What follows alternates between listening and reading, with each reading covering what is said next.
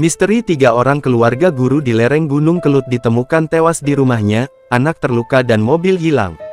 Warga Desa Pandantoyo, Kecamatan Ngancar, Kabupaten Kediri, Jawa Timur, dihebohkan dengan penemuan 3 mayat dan 1 korban luka di dalam rumah, Kamis tanggal 5 Desember tahun 2024. Para korban adalah satu keluarga yang terdiri dari orang tua dan 2 anaknya.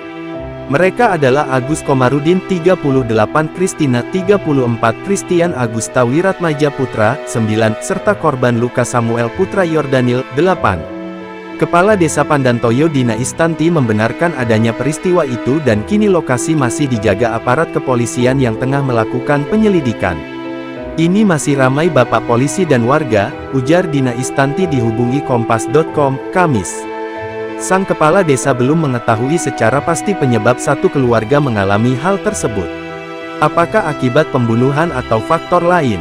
Dari kabar yang dia dengar, 1 unit mobil milik keluarga yang berprofesi sebagai guru itu tidak ada di tempat. Belum tahu penyebabnya apa, mobilnya gak ada, pungkas Dina. Saat berita ini diunggah, Kepala Kepolisian Resor Kapolres Kediri Ajun Komisaris Besar Polisi AKBP, Bimo Arianto mengatakan, dirinya tengah dalam perjalanan menuju lokasi kejadian. "Bentar, saya mau ke TKP tempat kejadian perkara," ujar Bimo saat dihubungi Kompas.com. Sekadar diketahui, Desa Pandantoyo di Kecamatan Ngancar ini merupakan sebuah desa di Kediri bagian timur, tepatnya di wilayah lereng Gunung Kelut.